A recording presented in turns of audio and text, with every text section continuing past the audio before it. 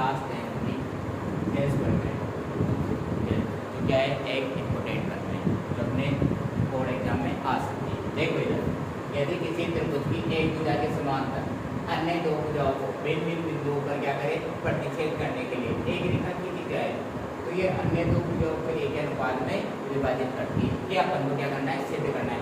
जैसे कोई त्रिभुज है, इसके समांतर अगर मैंने कोई रेखा खींची, जैसे मैंने खींच दी डी, तो ये वाला टुकड़ा A D upon D B, ये ए ई अपॉन इसी के क्या होगा, क्या होना चाहिए, बराबर। ये अपन को सिद्ध करना है। अब देखो अपन को क्या दिया हुआ है कि त्रिभुज एबीसी की एक भुजा बीसी के समांतर डीई जो कि AB व AC का कर्मश D व E पर क्या करती है, काटती है।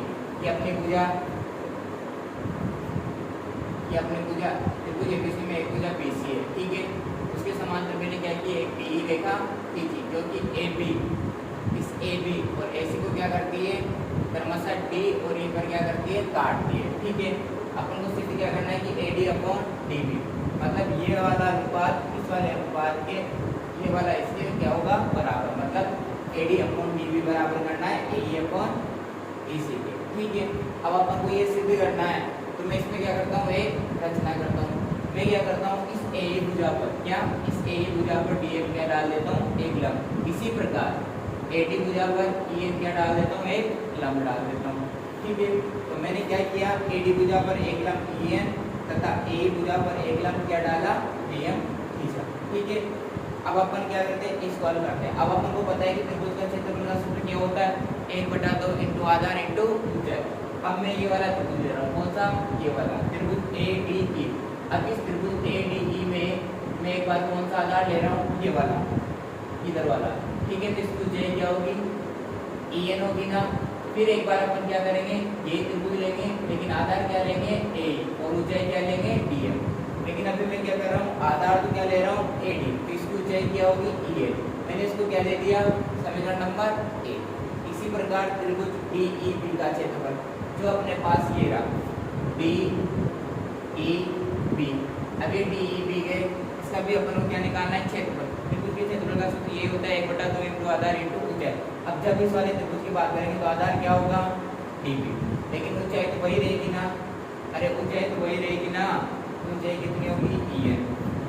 तो त्रिभुज DEB का क्षेत्रफल बराबर 1/2 इंटू आधार इंटू ऊंचाई। आधार कितना है, DB, ऊंचाई कितनी है, EN, ठीक है।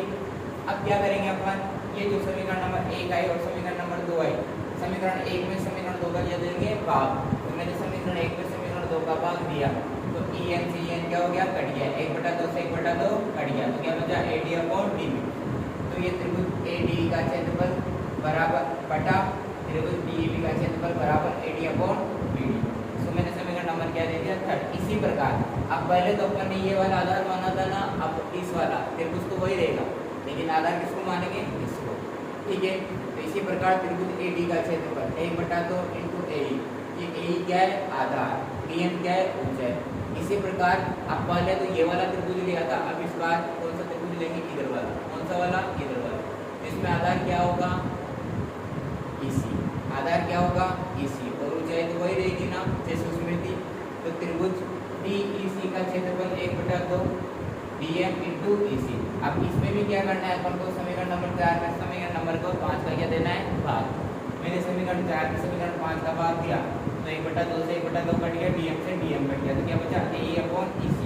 अब इधर देखो, यहाँ पर तो आ रहा है त्रिभुज ARAD, ऊपर वाला तो मिल रहा है अपन को लेकिन नीचे वाला नहीं मिल रहा। अब अपन को पता है जब कोई भी दो त्रिभुज अगर एक ही आधार से बने हुए, एक ही आधार पर टिके हुए, उनका क्षेत्रफल भी क्या होगा, बराबर, क्योंकि ये दो समांतर रेखा है, इधर भी त्रिभुज है ना, और इधर भी क्या है, त्रिभुज। अब इसकी ऊंचाई भी तो दोनों की समान ही रहेगी ना, गिरेगी क्या, रहेगी।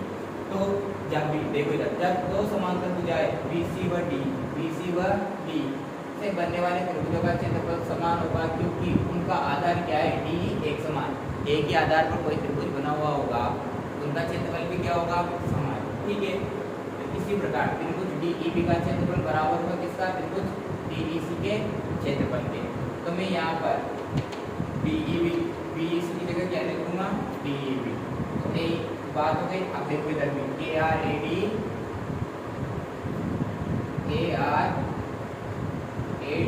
का क्षेत्रफल बटा ए आर डी बी का क्षेत्रफल। दोनों देखो समान दिख रहे हैं ना, तो अपन समीकरण नंबर 3 और समीकरण नंबर 4 से A D upon B D बराबर है किसके, ए ई अपॉन